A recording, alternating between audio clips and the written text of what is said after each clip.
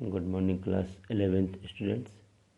इससे पहले वाले वीडियो में मैंने एल्केन की chemical properties and conformations in hydrocarbons ये मैंने कंप्लीट कर रखा है।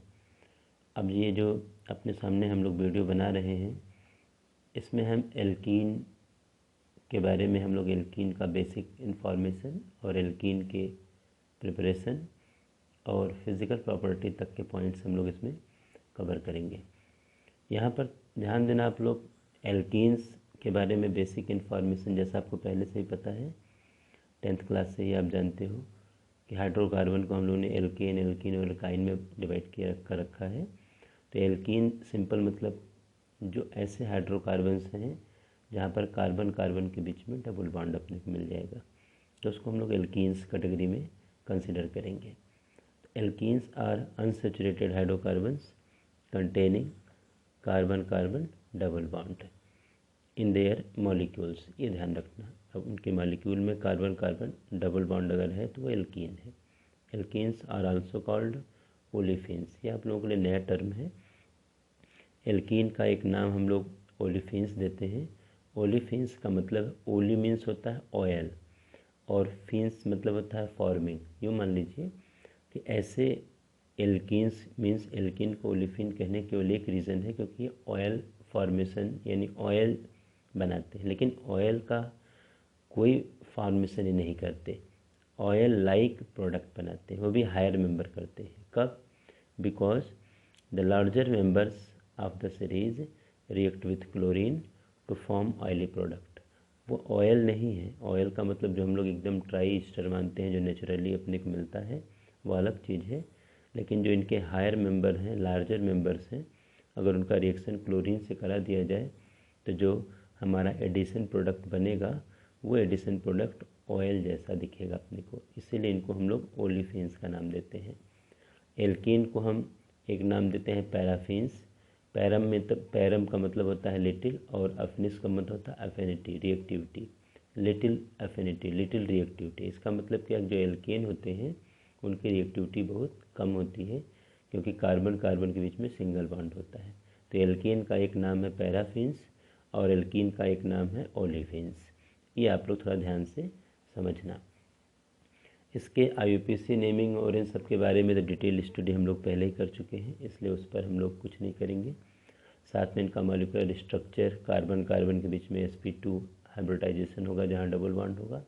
sp2 हाइब्रिड ऑर्बिटल, हाइब्रिडाइजेशन वाले जो 3 ऑर्बिटल होते हैं हाइब्रिड ऑर्बिटल, वो ट्राइगोनल प्लेनर ऑर्डर में अपने आप को सेट करते हैं, मतलब प्लेनर स्ट्रक्चर इनका मिलेगा। तो वो चीज़ें अपनी बुक में हैं, ज़रूर आप लोग पढ़ लेना, हम लोग उसको ऑलरेडी केमिकल बॉन्डिंग में पढ़ चुके हैं, एक बार आप रीडिंग ज़रूर लगाना। आगे alkenes exhibit the chain position and geometrical isomerism, ये थोड़ा सा आप लोगों को समझना है। वैसे चेन आइसोमर्स क्या होते हैं पता है, कार्बन कार्बन के अरेंजमेंट में मतलब चेन में गैप आता है तो हम चेन आइसोमर्स की बात करते हैं। Position isomers double bond, triple bond या फंक्शनल ग्रुप के पोजीशन में गैप आता है, पोजीशन आइसोमर्स का नाम देते हैं। और ज्योमेट्रिकल आइसोमर्स में 3 डायमेंशनल अरेंजमेंट में गैप आता है, ज्योमेट्री में चेंज आता है। तो इसी को हम लोग 1 बाय 1 आगे डिस्कस करेंगे। एक एग्जाम्पल में थोड़ा चेन का ले लूँ, एक पोजीशन का और एक ज्योमेट्रिकल का, फिर मैं आगे चलूँ।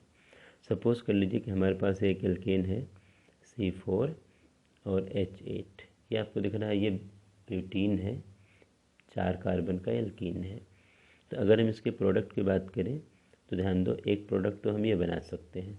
अगर हम एक प्रोडक्ट की बात करें 1 2 3 4, यहाँ पर मैं डबल बॉन्ड लगा दूँ, ये प्रोडक्ट देखिए CH2 CH CH2 CH3, ये ब्यूट 1 इन है।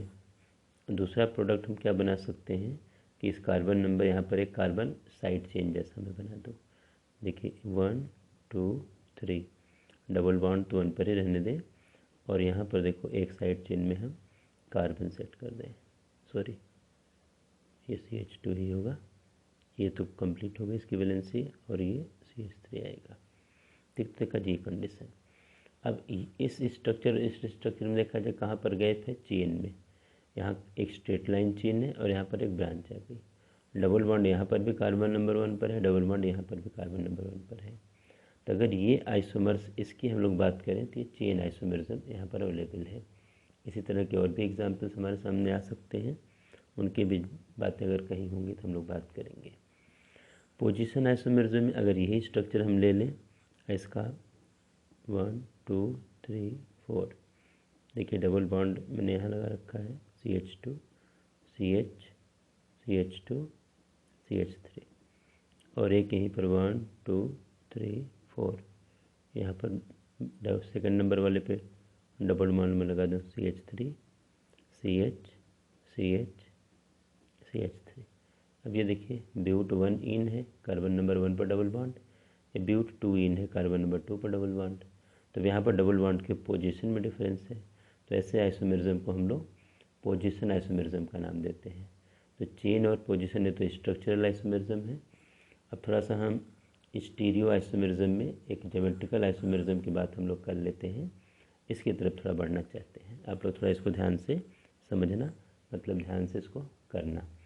ज्योमेट्रिकल आइसोमरिज्म में क्या करना है अपने को, इसमें सबसे बड़ी कंडीशन क्या है कि कार्बन कार्बन के बीच में डबल बॉन्ड होना चाहिए और दोनों कार्बन की एक वैलेंसी ऐसे ग्रुप से पूरी हो जो सेम हो। मान लो कि यहाँ पर हमने ए ले लिया, यहाँ पर भी ए ले लिया, दूसरी वाली जो वैलेंसी सेटिस्फाई हो रही है ये सेम भी हो सकती है या डिफरेंट भी हो सकती है।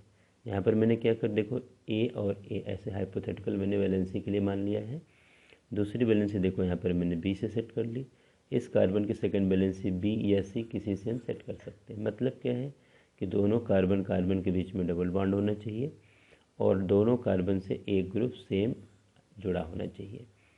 तो ऐसे केस में क्या होगा कि चूँकि कार्बन कार्बन के बीच में डबल बॉन्ड है तो डबल बॉन्ड होने के नाते रोटेशन जो है रिस्ट्रिक्टेड होगा, 180 डिग्री से ज़्यादा का रोटेशन नहीं होगा। जैसा कि कॉन्फॉर्मेशंस में एल्केन में हमने देखा था 360 रोटेशन हो रहा था थोड़ा सा एनर्जी गैप के साथ, वैसे यहाँ पर भी केवल 2 डिग्री डबल बॉन्ड होने के नाते 180 डिग्री तक का ही रोटेशन होगा। अब जैसे इसमें मान लिया जाए कि अगर हमारे पास सेम ग्रुप जो है अगर वह एक साइड में है, जैसे ए ग्रुप यहाँ पर है, यहाँ पर बी ग्रुप है, यहाँ पर बी ग्रुप है, सेम ग्रुप अगर एक साइड में है जिसको हम नाम देते हैं सेस फॉर्म, और अगर एक दूसरे के अपोजिट में चले गए, क्योंकि अगर आप मान लो कि इस कार्बन को हम फिक्स करें और इसको 180 डिग्री रोटेट करा दें, तो 180 डिग्री रोटेट कराओगे तो बी चला जाएगा ऊपर और ये आ जाएगा नीचे। तो यहाँ पर देखो बी आ जाएगा, यहाँ पर है। अब एक दूसरे के अपोजिट में ग्रुप चले गए जिसको हम लोग नाम देते हैं ट्रांसफॉर्म। तो जो ज्योमेट्रिकल आइसोमरिज्म होती है इसको सेस ट्रांस आइसोमरिज्म का भी हम नाम देते हैं। यहाँ पर एक एग्जांपल ले लीजिए, ब्यूट 2 वाला जो ब्यूट 2 इन है ये ज्योमेट्रिकल आइसोमर शो करेगा। कैसे, कार्बन कार्बन के बीच में देखो डबल बॉन्ड है और यहाँ पर भी देखो CH3 और H, यहाँ पर भी CH3 और H। देखिए एक ग्रुप सेम है, दूसरा सेम या अलग हो सकता है। तो अगर सेम ग्रुप एक साइड में है तो ये सेस फॉर्म है, और दोनों एक दूसरे के अगर अपोजिट हो गए, एक कार्बन को आपने फिक्स रखा और एक को आपने 180 डिग्री रोटेट करा दिया, इसको आपने 180 डिग्री रोटेट करा दिया तो CH3 नीचे आ जाएगा और H आपका ऊपर चला जाएगा। तो अभी एक दूसरे के अपोजिट में ग्रुप आ गए, तो ये हमारा ट्रांसफॉर्म है। तो बस अपने को ये थोड़ा सा ध्यान में समझने की ज़रूरत है।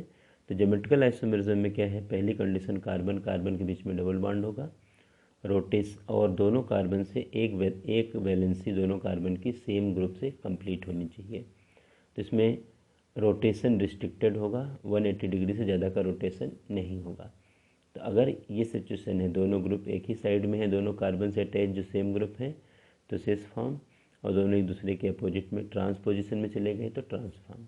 ब्यूट 2 इन इसका सबसे अच्छा एग्जाम्पल है, ये जो सामने एग्जाम्पल है, दोनों CH3 अगर कार्बन के साथ जो अटैच है डबल बॉन्डेड कार्बन से अगर सेम साइड में है तो सेस, एक दूसरे के अपोजिट में आ गए तो ट्रांस। तो इनको आपको थोड़ा सा ध्यान से समझने की ज़रूरत है। हमें लगता है आप लोगों को ये चीज़ क्लियर हुई होगी और आप लोगों को ये चीज़ समझ में आएगी। अब इसके आगे देखा जाए हम लोग अगले पॉइंट की तरफ बढ़ेंगे। Preparation of alkenes. एल्कीन के प्रिपरेशन में सबसे पहला पॉइंट हमारे सामने फ्रॉम एल्काइल हैलाइड्स, ये पॉइंट हमारे सामने है। इसको देखा जाए हम डीहाइड्रोहेलोजिनेशन का नाम देते हैं, मतलब आफ्टर रिएक्शन हमारे रिएक्टेंट से हाइड्रोजन और हेलोजन इनका रिमूवल होगा, हाइड्रोजन भी रिमूव हो जाएगा और साथ में हेलोजन भी रिमूव होगा, तो इसीलिए हम लोग उसको डीहाइड्रोहेलोजिनेशन का नाम देते हैं। हम कभी भी कहीं पर भी किसी भी एल्काइल हैलाइड को अगर एल्कोहलिक KOH के साथ हीट कर दें, एल्कोहलिक KOH के साथ, तो इस कार्बन से अगर हेलोजन अलग होगा, इसके जस्ट पास वाले बीटा वाले पोजीशन से ये अल्फ़ा कार्बन है, ये बीटा कार्बन है, तो बीटा वाले कार्बन से हाइड्रोजन अलग होगा और दोनों के बीच में दोनों कार्बन की एक एक वैलेंसी फ्री होगी और बीच में डबल बॉन्ड क्रिएट हो जाएगा। तो यहाँ पर देखो डीहाइड्रो, यहाँ से हाइड्रोजन अलग हुआ, यहाँ से हेलोजन अलग हुआ और बीच में डबल बॉन्ड वाला प्रोडक्ट मीन्स एल्कीन का फॉर्मेशन हुआ। तो ये थोड़ा आप लोग ध्यान से समझने का प्रयास करना। अब जैसे देखिए CH3 CH2 CH2Br alcoholic KOH से रिएक्शन करा दिया, एल्कोहलिक KOH होना चाहिए, मतलब KOH सॉलिड होता है, इसका सोल्यूशन एल्कोहल में बनाया जाए तो उसको हम एल्कोहलिक KOH का नाम देंगे। अब यहाँ पर देखा जाए KBr के साथ मिलकर KBr बना देगा, OH इसके बीटा पोजीशन से हाइड्रोजन एक्सेप्ट करके H2O बना दिया, तो दोनों कार्बन के पास एक एक वैलेंसी फ्री होगी और यहाँ डबल बॉन्ड क्रिएट हो जाएगा, मीन्स एल्कीन बन जाएगा। तो इस तरह से हम लोग एल्काइल हैलाइड से एल्कीन का फॉर्मेशन करते हैं। अब यहाँ पर मैं एक चीज़ और समझाना चाह रहा हूँ, the ease of dehydrohalogenation of different halogen is, अगर अलग अलग हेलोजन लिए जाएँ सेम नेचर के, कार्बन तो कार्बन का नेचर सेम है और उसके साथ जो हेलोजन अटैच है वो अलग अलग है, तो सबसे आसानी से आयोडो प्रोडक्ट का डीहाइड्रोहेलोजिनेशन कंप्लीट होगा, यानी एल्कीन देगा, उसके बाद ब्रोमीन वाला देगा, सबसे लास्ट में क्लोरीन देगा, क्योंकि यहाँ पर कार्बन और आयोडीन के बीच में जो बॉन्ड डिसोसिएशन एंथैल्पी आएगी ये सबसे पुअर आएगी, सबसे कम आएगी, ब्रोमीन की उससे ज़्यादा, क्लोरीन की सबसे ज़्यादा। तो बॉन्ड आसानी से आयोडीन वाले केस में ब्रेक होगा और क्लोरीन वाले केस में डिफ़िकल्टी आएगी। अगर हमारा कार्बन की बात करें, अगर हेलोजन सेम है तो for carbons the ease of reaction is, अगर कार्बन यानी हमारे पास हेलोजन सेम है लेकिन कार्बन का नेचर अलग अलग है, कोई कार्बन 3 डिग्री है, कोई 2 डिग्री, कोई 1 डिग्री, तो सबसे पहले डीहाइड्रोहेलोजिनेशन का जो प्रोसेस कंप्लीट करेगा वो 3 डिग्री वाला कार्बन करेगा, फिर 2 डिग्री वाला करेगा, सबसे लास्ट में 1 डिग्री वाला करेगा। ये थोड़ा सा अपने को ध्यान में रखने की ज़रूरत है, ये बहुत अच्छे पॉइंट्स हैं। यहीं पर डीहाइड्रोहेलोजिनेशन से रिलेटेड हम लोग, या यूँ कह लो एलिमिनेशन, अगर हम इस स्टेप को देखें तो ये रिएक्शन एक तरह से एलिमिनेशन रिएक्शन में है, क्योंकि इस एल्काइल हैलाइड से HX एलिमिनेट हो गया और एल्कीन बन गया। तो एलिमिनेशन रिएक्शन अगर कहीं हो रहा है तो सेटजेफ रूल के अकॉर्डिंग एलिमिनेशन होता है। तो सेटजेफ रूल है क्या, जरा इसकी बात करें। In case the alkyl halide can undergo dehydrohalogenation in 2 different ways, that alkene is preferred which is more alkylated. मतलब सेटजेफ रूल क्या बता रहा है कि अगर किसी एल्काइल हैलाइड में डीहाइड्रोहेलोजिनेशन 2 अलग अलग वेज से कंप्लीट हो सकता है तो वो एल्काइन प्रेफरेंस में बनेगा, मेजर अमाउंट में बनेगा, जो एल्कीन मोर एल्काइलेटेड होगा, that is have more number of alkyl group attached to double bonded carbon atom. Double bonded carbon atom से ज़्यादा एल्काइल ग्रुप जिस केस में अटैच होंगे वो एल्कीन बनेगा। जैसे सामने देखो ये रिएक्शन मैंने लिया है, अब इसमें देखो ये जो Br है, ये Br तो एलिमिनेट होगा ही होगा, साथ में हाइड्रोजन के एलिमिनेट होने के देखो 2 चांस है। हाइड्रोजन यहाँ से भी एलिमिनेट हो सकता है और यहाँ से भी एलिमिनेट हो सकता है। अगर हाइड्रोजन यहाँ से एलिमिनेट होगा तो डबल बॉन्ड यहाँ क्रिएट होगा, और अगर यहाँ से हाइड्रोजन एलिमिनेट होगा तो डबल बॉन्ड यहाँ क्रिएट होगा। तो अगर हम एल्कोहलिक KOH के साथ इसको हीट कर रहे हैं तो पहले देखो, अगर यहाँ से डबल बॉन्ड क्रिएट होगा तो ये एल्कीन बनेगा। तो इस कार्बन और इस कार्बन के बीच में जहाँ डबल बॉन्ड है, इस कार्बन से 2 एल्काइल ग्रुप लगे हैं और इस कार्बन से 1 लगा हुआ है, इसीलिए हमने इसको ट्राई एल्काइलेटेड का नाम दिया। ट्राई एल्काइल ग्रुप, यहाँ पर ट्राई एल्काइलेटेड ग्रुप बना है। देखिए इस कार्बन के साथ 2 एल्काइल ग्रुप और इस कार्बन के साथ 1 एल्काइल ग्रुप, तो ट्राई एल्काइलेटेड प्रोडक्ट है और ये मेजर प्रोडक्ट होगा। और अगर यहाँ से हाइड्रोजन अलग हुआ तो तो डबल बॉन्ड इस पॉइंट पे क्रिएट होगा। इस केस में इस कार्बन के साथ कोई एल्काइल ग्रुप अटैच नहीं है और इस कार्बन के साथ एक alkyl group, single alkyl group attach है, इसलिए मैंने मोनो एल्काइलेटेड का नाम दिया है और ये माइनर प्रोडक्ट होगा। ये थोड़ा सा ध्यान में समझने की ज़रूरत है, मतलब अपने को आना चाहिए, जो मैं समझाना चाह रहा हूँ आप लोगों को। अब ये तो फ्रॉम एल्काइल हैलाइड से था, सेड्रेफ रूल अच्छे से समझना। ये कहीं पर अगर एलिमिनेशन रिएक्शन हो रहा है और ऐसे दो एल्कीन के बनने के चांस हैं तो वहाँ पर सेड्रेफ रूल फॉलो होगा, आप अप्लाई कर सकते हो। अगले पॉइंट पर आते हैं, from dihalogen derivative vicinal dihalide. Vicinal dihalide हम तब नाम देते हैं जब पास पास के दोनों कार्बन पर हेलोजन हमारा अटैच हो, तो विसिनल का नाम देते हैं। अगर गैप क्रिएट होने लगेगा तो विसिनल वर्ड नहीं लगा सकते, और अगर एक ही कार्बन पर दो दो हेलोजन आ जाएंगे तो उसको हम जेमिनल का नाम देंगे, GEMINAL, जेमिनल। और ये जो डाईहैलाइड है ये विसिनल डाईहैलाइड है। इसको जिंक के साथ इथेनॉल के प्रेजेंस में हीट कर देंगे। जिंक इनका दोनों हेलोजन लेकर के ZnCl2 या ZnBr2 बना देगा और ये दोनों कार्बन की वैलेंसी फ्री होगी, डबल बॉन्ड क्रिएट हो जाएगा, एल्कीन बन जाएगा। तो यही जो फ्रॉम डाई हेलोजन डेरिवेटिव में क्या है, डी हेलोजनेशन, केवल हेलोजन अलग होगा, हाइड्रोजन अलग नहीं होगा। तो इस तरह से विसिनल डाईहैलाइड से पास पास के कार्बन पर अगर हेलोजन है तो हम विसिनल डाईहैलाइड, विसिनल का नाम देंगे। तो विसिनल डाईहैलाइड के साथ जिंक का ट्रीटमेंट किया गया है तो ZnBr2 और ये देखा जाए एल्कीन का फॉर्मेशन हुआ। अगर हम ये एल्काइल हैलाइड लेकर के चलें, ये भी विसिनल है, पास पास के कार्बन से ब्रोमीन लगा हुआ है, जिंक के साथ सेम कंडीशन में ट्रीट कर दो, ZnBr2 बन जाएगा, दोनों कार्बन के बीच में डबल बॉन्ड आ जाएगा। तो ये थोड़ा सा अपने को ध्यान में रखने की ज़रूरत है और हमें लगता है आप लोगों को ये चीज़ क्लियर हुई होगी, इसमें कोई प्रॉब्लम किसी बच्चे को नहीं आनी चाहिए। अगला अपना पॉइंट देखा जाए, फ्रॉम एल्काइंस। ये भी बड़ा अच्छा इंपॉर्टेंट प्रोसेस अपने सामने है, इजी गोइंग हम इससे एल्कीन बना सकते हैं। एल्काइन का रिडक्शन तो किया जाए लेकिन पार्शियल रिडक्शन किया जाए। अगर एल्काइन का कंप्लीट रिडक्शन करोगे तो एल्कीन बन जाएगा, और अगर पार्शियल रिडक्शन करोगे तो जो ये ट्रिपल बॉन्ड है ये डबल बॉन्ड में चेंज हो जाएगा और दोनों कार्बन के को एक एक वैलेंसी, एक एक हाइड्रोजन हम प्रोवाइड कर देंगे, क्योंकि इनकी 1 1 वैलेंसी फ्री होगी, एक कह सकते हो कि पाई बॉन्ड की ब्रेक होने से। तो यहाँ पर हम पैलेडियम और कार्बन को यूज़ कर सकते हैं इस प्रोसेस के लिए, या सोडियम और लिक्विड अमोनिया का यूज़ कर सकते हैं इस प्रोसेस के लिए। तो एक पाई बॉन्ड ब्रेक होगा और हाइड्रोजन दोनों कार्बन के साथ सेट होकर के एल्कीन का फॉर्मेशन कर देगा। जैसे ये हमारा सामने मैंने एक हाइपोथेटिक मतलब एक एल्काइन ले रखा है और हाइड्रोजनेशन स्टेप से एल्कीन बना रहा हूँ, लेकिन ये पार्शियल हाइड्रोजनेशन है, ये समझ सकते हो आप लोग। कंप्लीट से तो एल्कीन बनेगा। जैसे इथाइन है, हाइड्रोजन दे दिया सेम कंडीशन में तो इथीन बन गया। प्रोपाइन है, सेम कंडीशन में हाइड्रोजन दे दिया, प्रोपीन बन गया। अगर हम यहाँ पर ब्यूट 2 आइन लेकर के चलें, ब्यूटाइन, ब्यूट 2 आइन, इसका हाइड्रोजनेशन करा दें तो PD और कार्बन के साथ अगर कराते हैं, इसको हम लिंडलार कैटलिस्ट का नाम देते हैं। PD पैलेडियम और कोक कार्बन के मिक्सचर के लिए हम लिंडलार कैटलिस्ट का नाम देते हैं। तो इससे क्या होगा, हमारा ब्यूट 2 इन बनेगा जरूर, लेकिन सिस नेचर का बनेगा, दोनों सेम ग्रुप एक साइड में होंगे।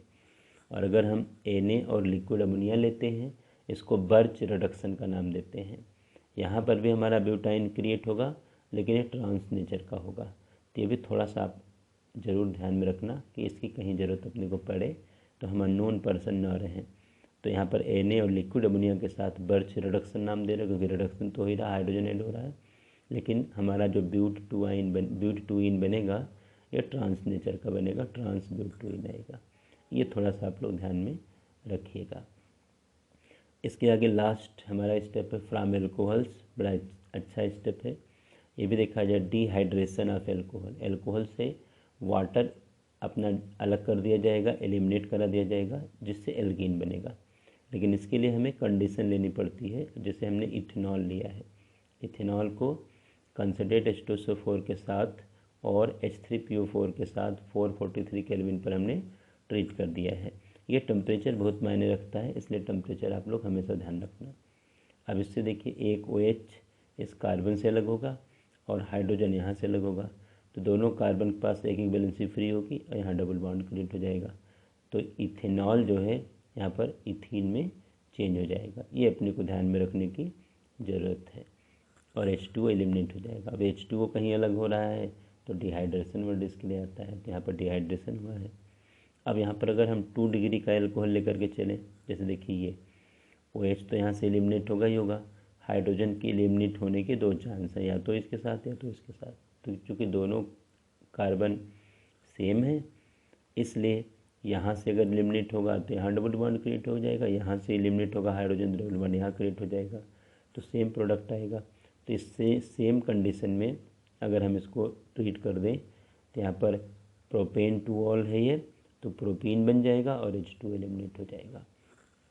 अगर यहाँ पर हम 3 डिग्री वाला कार्बन और इसके साथ OH हमने लिया है तो OH तो एलिमिनेट होगा ही होगा, साथ में हाइड्रोजन के इन तीनों कार्बन, क्योंकि तीनों कार्बन एक जैसे हैं, कहीं से भी एलिमिनेट होने के चांसेस हैं। तो कहीं से हम एलिमिनेट करा दें इसी सेम कंडीशन में तो ये हमारा एल्कीन बन जाएगा और H2 एलिमिनेट हो जाएगा। तो एल्कोहल के डिहाइड्रेशन से एल्कीन का फॉर्मेशन हम लोग कर सकते हैं। एक छोटा सा एग्जांपल मैंने साइक्लोहेक्सेनॉल का लिया है। ये देखिए साइक्लोहेक्सेनॉल है, ये साइक्लो ग्रुप है, OH लगा है, तो साइक्लोहेक्सेनॉल OH तो एलिमिनेट होगा, साथ में हाइड्रोजन के लिए ये कार्बन है और ये कार्बन है। अगर यहाँ से इस कार्बन से हाइड्रोजन एलिमिनेट होकर के H2O में कन्वर्ट हो जाएंगे दोनों, तो डबल बॉन्ड यहाँ क्रिएट होगा, और यहाँ से अगर हाइड्रोजन निकला तो डबल बॉन्ड यहाँ क्रिएट हो जाएगा। तो ये हमारा साइक्लोहेक्सीन बन जाएगा और H2O अलग हो जाएगा। ये थोड़ा सा अपने को ध्यान में रखने की ज़रूरत है जो मैं आपको समझाना चाहता हूँ। अब इसी वीडियो में मैं फिजिकल प्रॉपर्टी भी कवर कर लेता हूँ, फिर केमिकल प्रॉपर्टी के लिए अगला वीडियो हम लोग बनाएंगे। फिज़िकल प्रॉपर्टी में बस केवल इनके फिज़िकल स्टेट के बारे में, सॉल्बिलिटी के बारे में, इन्हीं सब के बारे में थोड़ा सा आइडिया अपने को होना चाहिए। Physical property, the first 3 alkenes are gases at room temperature. अब first 3 alkene in the sense मतलब 1 कार्बन का एल्कीन तो बनता नहीं, सीधे 2 कार्बन से हम लोग आते हैं, तो 2, 3, 4 फर्स्ट 3 एल्कीन ये गैसियस फेज में है। इसके आगे the alkenes containing carbon 5 to carbon 18, 5 carbon से 18 कार्बन तक के जो एल्कीन हैं ये लिक्विड स्टेट में है, और 18 के आगे वाले जितने एल्कीन्स हैं हायर मेंबर वो सॉलिड है। Alkenes have higher melting point than corresponding alkenes, यानी जिस एल्कीन और एल्कीन में, सेम एल्कीन और एल्कीन में अगर हम करस्पॉन्डिंग मतलब सेम नेचर वाले, सेम मोलर मास वाले एल्कीन और एल्केन में कंपेयर किया जाए तो एल्कीन का जो बॉइलिंग पॉइंट आएगा वो एल्केन के बॉइलिंग पॉइंट से ज़्यादा आएगा। कहने का मतलब ये मेल्टिंग पॉइंट जो आएगा, क्योंकि एल्कीन में थोड़ा सा अट्रैक्शन डबल बॉन्ड की वजह से एल्केन के रिस्पेक्ट में ज़्यादा डेवलप होगा। ये चीज़ अपने को थोड़ा समझने की ज़रूरत है। इसके आगे देखा जाए the boiling point of alkenes increases with increase in molar mass, ये तो कॉमन चीज़ है। जैसे जैसे मोलर मास इंक्रीज़ होगा वैसे वैसे एल्कीन का बॉइलिंग पॉइंट भी इंक्रीज़ होगा। Alkenes are lighter than water, alkene water से लाइटर हैं, इसलिए कोई भी एल्कीन अगर वाटर में डाल दिया जाए तो वाटर में पहली बात तो मिक्स नहीं होगा, सॉल्युबल नहीं होगा, क्योंकि इनसॉल्युबल होगा, ऑर्गेनिक प्रोडक्ट है, और ऑर्गेनिक सॉल्वेंट में सॉल्युबल होगा, और वाटर में ये सरफेस पे फ्लोट करेगा क्योंकि लाइटर है। तो ये अपने को थोड़ा ध्यान में रखने की ज़रूरत है। अब अगले वीडियो में आप लोग अच्छे से इसको समझना। मैं अगले वीडियो में एल्कीन की केमिकल प्रॉपर्टी को स्पेशली कंसिडर करूँगा, और आप लोग अब अच्छी तरह से हाइड्रोकार्बन को के टॉपिक को, कॉन्सेप्ट को समझते रहना, क्योंकि ये ऑर्गेनिक की बेस हैं। ऑर्गेनिक को कमज़ोर नहीं करना है, ध्यान रखना आप लोग। Thank you.